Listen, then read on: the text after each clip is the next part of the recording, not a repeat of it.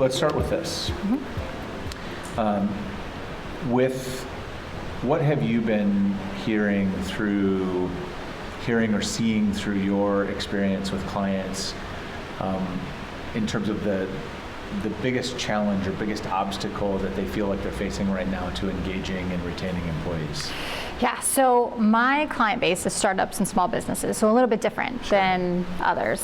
So I'm talking 2 employees up to 500. That's our whole client base. Okay. So they have different challenges, right? You would think in a small environment it would be easy. Sure. But I think that there's so much focus on it that leaders sometimes feel like they have to over-engineer it. And so their challenge is they feel like they don't know what to do. When it's really just simple. When you say simple things like it's about building relationships, it's about just connecting with your employees, they feel like it has to be harder. Right. And so even in a startup environment, you have a founder who is trying to do the right thing. They're trying to hire really good employees and engage them from day one and build this great culture, and they feel like to do that, they have to do a lot of stuff that they don't know how to do. When in reality, it's really rather simple. But in their minds, they get it twisted that it has to be really difficult. So it sounds like there's kind of 2 sides to that. One is they're maybe overcomplicating something that could be pretty simple. But it also, do you find, do they have the skill to do it? Do they have the know-how, they just aren't applying it? Or do they need some of that as well? They definitely need some of that as well. You know, I'm in Los Angeles, obviously, so all of California, we have very innovative tech and, new companies. And some of these are brilliant people, right? They are so smart, and that the service or whatever they're putting together is mind-boggling how brilliant it is. But connecting with someone on a human level is very difficult for them. And so I think that in their mind, they make it too hard. And then when you say it's really just about building relationships or, just talking to your employees, that's almost difficult for them as well. So then they need that help of, well, how do I do that? What do I say? What do we talk about? Right. So it's definitely a little bit of both. So what kind of where you've seen them make progress, or the companies that are being successful, are there specific examples or specific approaches that you can think of that you've seen be really effective that you could share that maybe others could learn from? I think probably the most effective thing I've seen is when you have environments where the leaders are very, very open. Most of the companies that I work with are very flat. So we've got maybe just 1 leader in the whole organization, maybe 2 or 3. So they're extremely flat, and they are extremely open to feedback. So especially as they're growing and they're building their culture, they want their employees to help build that. And so they've been, from the get-go saying, we want you guys to talk to us, tell us what's working, tell us what's not working, tell us what you need, and tell us what we're doing too much of, not enough of. And they really are listening to that.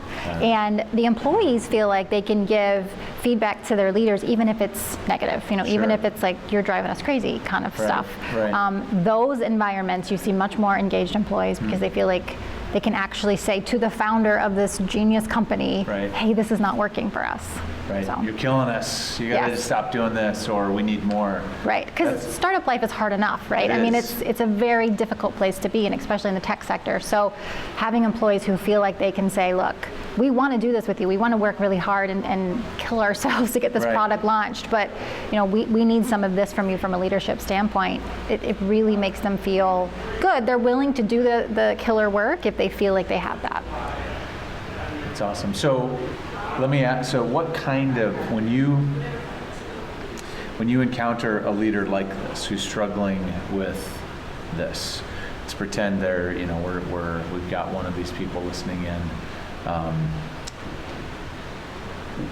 what kind of guidance do you give them immediately? It sounds like it's probably about something to do with connection or feedback, but what kind of specific steps do you advise them to take? I asked them already at first about the relationships that they already have with their employees. How much are you connecting with them? How much are you talking to them? How much feedback are you giving? How much feedback are you getting? And get them to start thinking about just the communication channel that they have.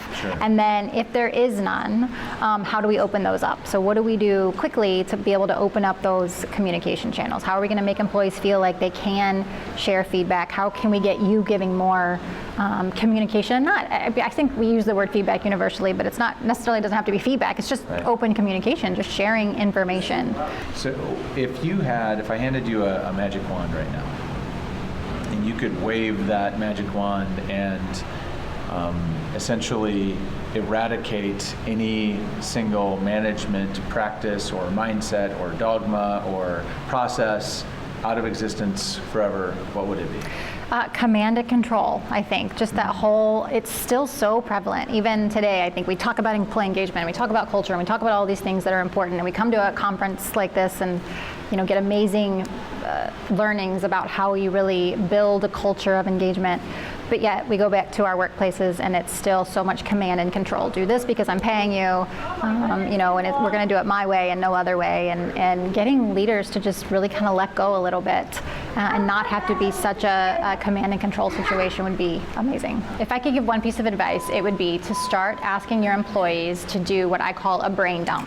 And that is where they just get out a piece of paper and write down all of the ideas they have in their head, all of the things that they really like doing in their work, the things that could be different for them. If it were different, they would be better off or be able to work better. So just really asking them to unload everything, not that you're going to be able to fix everything or do something about everything, but you just at least get to know what's going on in their minds, and you'll never know what kind of ideas or innovation they bring.